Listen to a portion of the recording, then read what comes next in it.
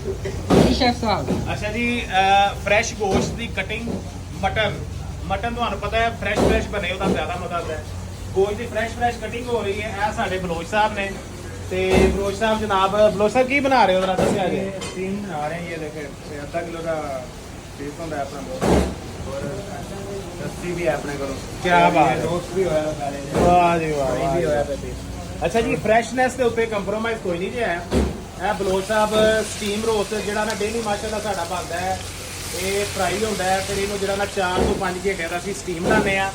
ਉਸ ਤੋਂ ਬਾਅਦ ਜਿਹੜਾ ਵੇ ਨਾ ਆਪਣਾ ਇਹਨੂੰ ਲਾਉਂਦੇ ਆ। ਇਹ ਫਿਰ ਏਡੇ ਵੱਡੇ ਤੁਸੀਂ ਵੇਖੋ ਨਾ ਪੀਸ, ਇਹ ਅੱਧਾ ਕਿਲੋ ਪੌਣਾ ਕਿਲੋ ਦੇ ਜਿਹੜੇ ਪੀਸ ਨੇ, ਇਹ ਜਿਹੜਾ ਨਾ ਖਵਾਉਂਦੇ ਨੇ ਸਿਰਫ ਸਵਾਦ ਵਾਲੇ।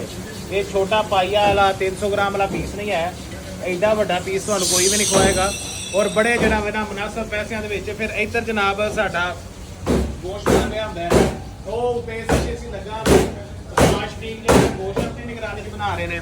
ਇੱਧਰ ਆ ਜਾਓ ਤੇ ਇੱਧਰ ਫਿਰ ਸਾਡਾ ਜਿਹੜਾ ਵੇ ਨਾ ਨਾਲ ਕੜਾਈਆਂ ਤੇ ਬਾਕੀ ਸਾਰੀਆਂ ਚਾਵਾਂ ਜਿਹੜਾ ਨਾ ਉਹ ਵੀ ਨਾਲ ਲਾਈਵ ਆਉਂਦੀਆਂ ਹੁੰਦੀਆਂ ਨੇ। ਫਰੈਸ਼ ਖਾਣੇ ਜੇ ਤੇ ਸਵਾਦ ਤੱਕ ਖਰੀਦ ਸਕਦੇ ਹੋ। ਕੋਈ ਖਾਣਾ ਤੁਹਾਨੂੰ ਜਿਹੜਾ ਵੇ ਨਾ ਹਾਫ ਡਨ ਨਹੀਂ ਹੈ, ਇਸ ਤਰ੍ਹਾਂ ਨਹੀਂ ਮਿਲੇਗਾ। ਫਰੈਸ਼ ਖਾਣੇ ਬਣਦੇ ਨੇ, ਡੇਲੀ ਬੱਕਰੇ ਆਉਂਦੇ ਨੇ, ਡੇਲੀ ਬਣਦੇ ਨੇ, ਅਲਹਮਦੁਲਿਲਾ ਡੇਲੀ ਵਿਕ ਜਾਂਦੇ ਨੇ। ਤੇ ਫਰੈਸ਼ ਖਾਣਿਆਂ ਲਈ ਔਰ ਅੱਛੇ ਔਰ ਜ਼ਾਇਕੇਦਾਰ ਖਾਣਿਆਂ ਲਈ ਸਦੀਕ ਸਾਹਿਬ ਦਾ ਖਿਦਮਤ ਦਾ ਮੌਕਾ ਹੈ।